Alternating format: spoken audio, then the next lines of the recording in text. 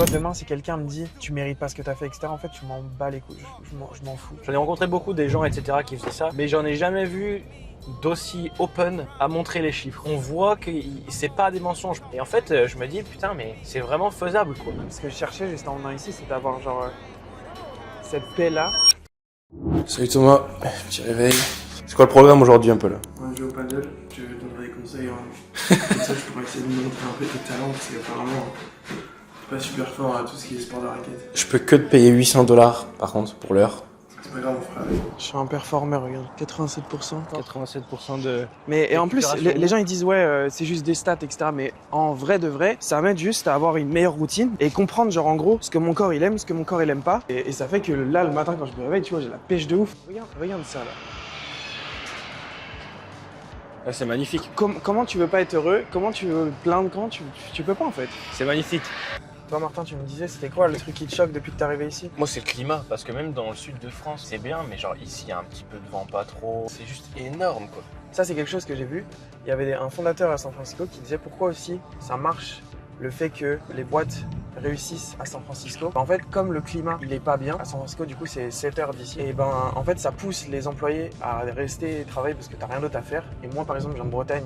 Le seul truc que j'avais à faire de toute façon, à part l'été, c'est travailler, rester enfermé. Et le truc, c'est que ici, en fait, c'est facile d'être lazy dans le sens où tu as envie de sortir dehors parce qu'il fait beau, parce que tu te dis, ah, il faut que je profite quand même, etc. Lock-in dans des endroits où il fait pas beau, c'est facile et c'est là où tu peux vraiment changer.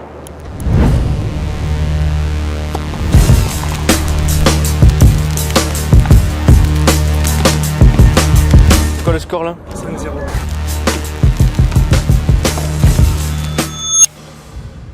Une petite note sur 10. Donc en vrai, tout à l'heure à la caméra, je faisais le malin, mais en vrai, je suis un peu éteint. Et en vrai, ça fait du bien de jouer. Donc en vrai, c'était cool, mais juste, il faut que je joue plus souvent. Affaire à suivre. On est rentré du paddle, et là, je vais t'amener dans un endroit, tu vas kiffer. C'est un resto que j'aime bien. D'ailleurs, on est samedi là, mais d'habitude, tu travailles le week-end, toi? Normalement, je travaille juste le matin, mais pas vraiment travail intense, juste je clean et je prends mon temps. Et après, le dimanche, je fais vraiment rien. Tu penses que c'est vraiment important d'avoir un jour de break dans la semaine? J'ai déjà fait ça justement, de faire 7 jours sur 7, au-delà de 3 semaines. Tu pètes un câble quoi. Bah je commence à péter un câble et du coup tu deviens plus tendu. Comme je prends pas mal de décisions quand même. La qualité elle baisse je quoi. suis sur les nerfs ou je suis à flux tendu, je vais trop faire de la merde et je peux faire de la merde. Avant je me disais faut que j'aille vite. Maintenant ce que je me dis c'est juste ça va prendre peut-être un peu plus de temps que prévu. Mais par contre je vais pouvoir le faire pendant tellement plus longtemps. D'ailleurs tu vas me parler de saumon là, j'ai hyper faim, on y va? Allez. Tu peux nous expliquer ton parcours puisque en vrai c'est intéressant. J'ai commencé le tennis à 4 ans, j'ai joué grâce à mes parents. Voilà, j'ai pu jouer au tennis énormément et pouvoir avoir un plutôt bon niveau dans le top 10-15 français toute ma jeunesse. Et j'ai eu mon bac, je savais pas trop quoi faire, j'avais plus trop envie de jouer au tennis, j'avais 17 ans, le seul taf que je pouvais faire c'était McDo, donc je vais postuler à McDo. Après t'as fait 4 mois à McDo et après t'es parti aux États-Unis. Tu vois, je savais pas que je voulais partir aux États-Unis, mais j'en avais marre de McDo. Mes parents ils m'ont dit, utilise ton niveau de tennis.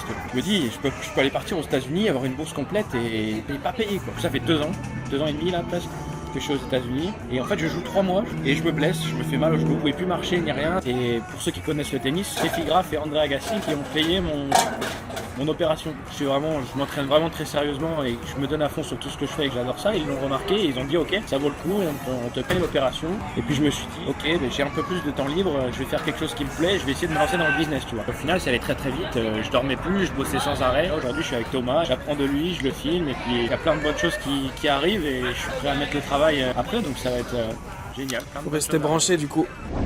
Mais attends, justement j'ai une question. Est-ce que on vit une fake life? Genre tu penses que tout ce que je présente et tous les chiffres que je dis et tout c'est fake ou pas? Non, moi ce qui me surprend le plus, parce que j'en ai rencontré beaucoup des gens, etc. qui faisaient ça, mais j'en ai jamais vu d'aussi open à montrer les chiffres. On voit que c'est pas des mensonges parce que tu me dis hier j'ai fait ci, hier j'ai fait ça et en fait je me dis putain mais c'est vraiment faisable quoi. Tu complexifies pas la chose. Non mais pour moi il y a trop de gens, ils aiment trop complexifier le truc parce que tu parais intelligent. Sauf qu'au final le business c'est simple, une bonne offre, un bon produit, un bon marketing. Mais le truc qu'il faut pas oublier non plus, c'est que dans les vlogs que vous allez voir sur les prochains jours, il y a énormément de moments où il travaille pas. Mais c'est le travail qu'il fait quand je suis pas là ou le travail qu'il a fait sur les 10 dernières années qui lui permettent de pouvoir passer 3 jours comme ça caméra où on passe un jour à Indian Wells. Ton business il tourne 24 heures sur 24 et tu peux quand même faire de l'argent alors qu'on était un jour à Indian Wells, quoi. Je me rends pas compte de la chance que j'ai, dans le sens où je peux vraiment partir demain en France et faire la même chose, pouvoir être aussi productif, enfin faire la même chose en gros. Toutes les personnes qui travaillent en ligne, tu vois, ils ont cette chance-là. Et les 3 quarts du temps aussi, c'est dur. Non, mais de toute façon, l'entrepreneuriat et les business en ligne, c'est la solitude tout le temps où tu es devant ton ordinateur, tu réfléchis, tu te remets en question, mais constamment. Tu vois, demain, si quelqu'un me dit, tu mérites pas ce que tu as fait, etc., en fait, je m'en bats les couilles, je m'en fous. Si je sais ce que j'ai fait, j'ai pas besoin de le prouver. Et le truc, c'est que je sais que ce que j'ai fait aussi, je le mérite parce que j'ai travaillé dur et je continue à faire des sacrifices, je continue à me challenger. Parce qu'à la fin, même si tu vois, tu as du succès dans le business, tu restes un être humain et tout n'est pas parfait, tout est améliorable. Mais c'est pour ça que des fois, tu vois, on cherche la petite bête à essayer de rendre un système parfait qui fait par exemple, je sais pas, 30 000 € par mois. Alors qu'en fait, ton business, il va toujours être aussi bordélique, mais par exemple, tu peux faire juste 154 plus par mois, tu vois. L'avantage de faire augmenter les chiffres, c'est que ça va te permettre de donner plus de ressources pour résoudre tes problèmes. Bah oui. Et moi, justement, c'est ce que je me dis aujourd'hui. Si je peux recruter 2 ou 3 profils et qui sont excellents dans leur domaine, en fait, la plus-value que ça va rapporter sur la société à moyen long terme, c'est énorme.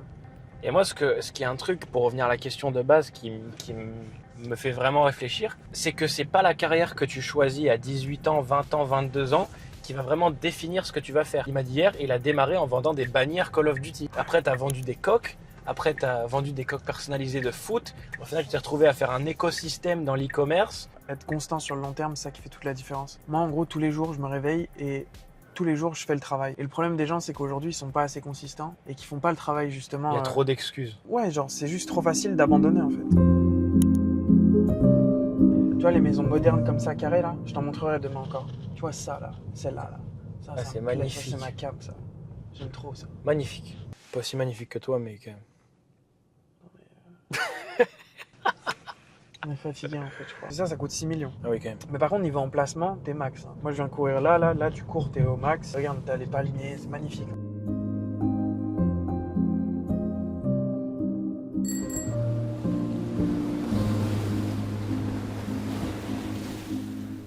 Ce que je cherchais juste en venant ici, c'est d'avoir genre cette paix-là. Ça me donne des émotions, genre quand je viens juste dans des endroits comme ça.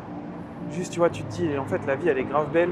Il faut juste faire ce que tu veux et ce que t'aimes. Mais c'est incroyable, en vrai. Ça, le paradis, les gars.